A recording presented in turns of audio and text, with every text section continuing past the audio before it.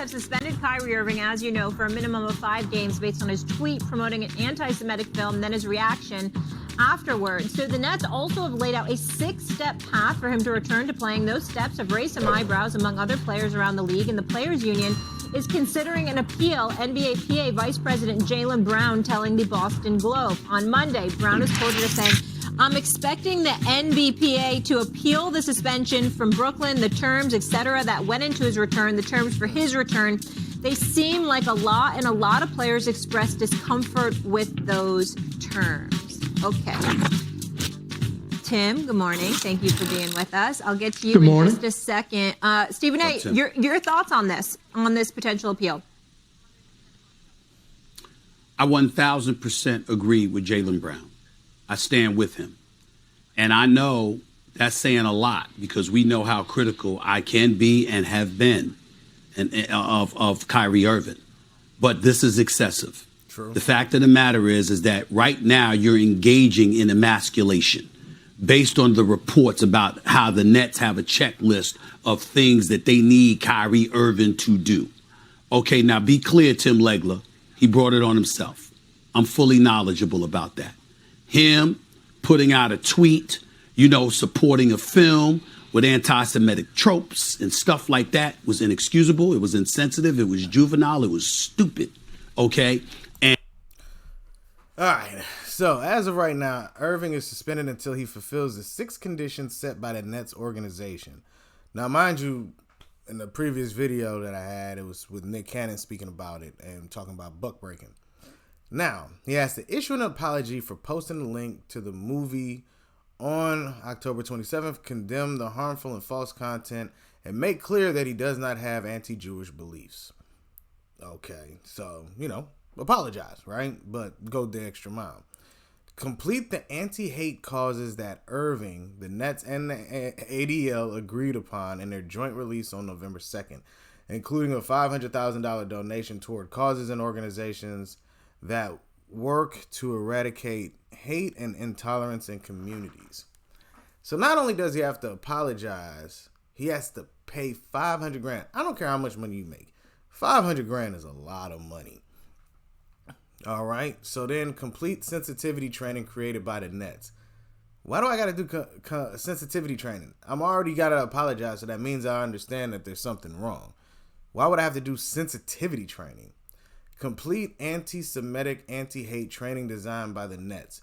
Now, that's interesting because he shared a link, but what did he verbally say that was hate or anti-Semitic related? Because I would be intrigued to figure that out because we have to start being real. We have to ask questions to understand what is anti-Semitic, what is anti-hate.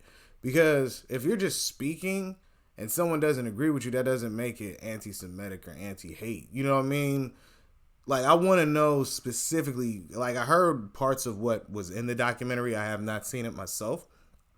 But in the previous video, I heard that they were saying that they were using quotes from Hitler. So, yeah, that's going to be deemed, all of the anti-Semitic situations there. So, but now number 5, meet with representatives from the Anti-Defamation League as well as Jewish community leaders in Brooklyn. Okay, so he's already met with them because he's already had agreed upon process on the joint release on November 2nd. So he's already, like, how many does he have to meet with? Like, you know what I mean? I'm intrigued by that. After completing 1 to 5, meet with owner Joe and lead franchise officials and demonstrate the lessons learned and that the gravity of the harm caused in the situation is understood and provide assurances that this type of behavior will not be repeated. Boy, wow. You talk about getting really into it. Like, you got to go out and demonstrate the lessons learned. So apologies are not even needed anymore. You got to really show it. And it's interesting, right? Because you don't see this behavior done with any other group. I'm telling you, power is something. To have real power is this. To make people go out and then Demonstrate the lessons learned. How do you demonstrate it? You don't say anything about it no more. That's how you learn. You just don't do it no more. But you have to go out and demonstrate the lessons learned. You know what I mean? And how are you gonna show that the situation is understood? Oh wow, this is really emasculation at its finest. And the kind of heat that he's brought upon himself thus far is self-inflicted and largely, if not entirely, of his own volition. So he deserves it. But now you're going a step too far. Okay? The man apologized. All right? He's been suspended. And that. Now you as an organization have to make it. Do you want him on your team? Do you keep him on the rest of the year? Or you can elect to let him go while making him sit home and you have to pay him unless you trade him.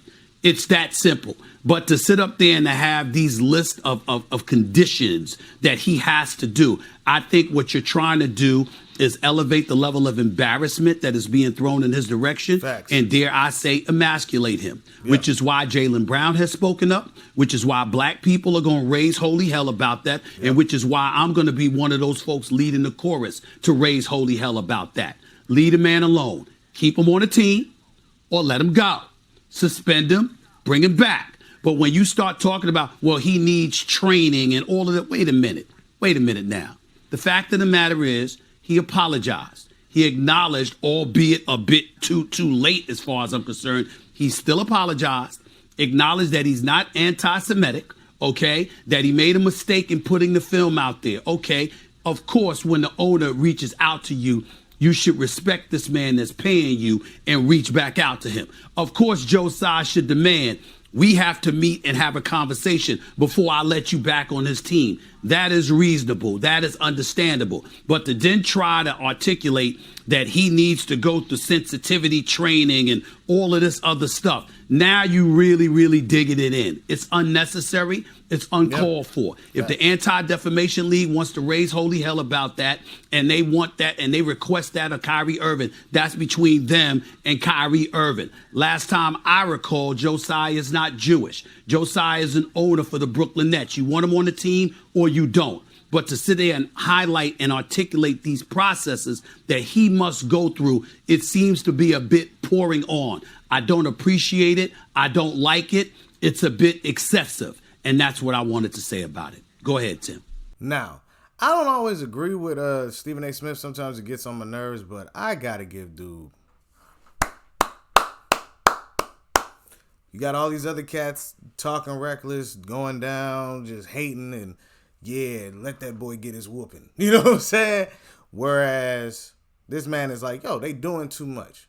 And there's nothing wrong with saying that somebody's doing too much. I mean, if they are doing too much, they're doing too much. You know what I mean? Like Howard Stern.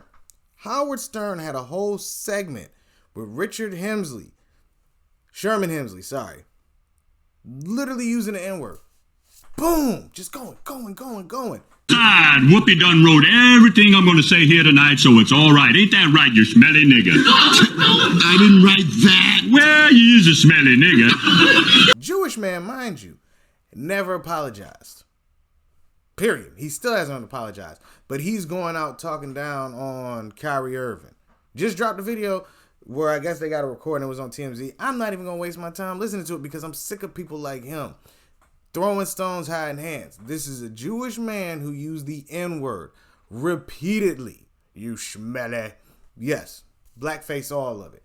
And no one has gone for his neck. The cancel culture goes for everybody else. But this 68-year-old man, ain't nobody gonna touch him. I'm just saying. Let me know what y'all think down in the comment section. Is this too excessive? Are they doing too much with Kyrie Irving? You know, like what? How much bowing down in Cowtown he got to do? But let me know. And be on the lookout for more videos. All right, everybody? Peace.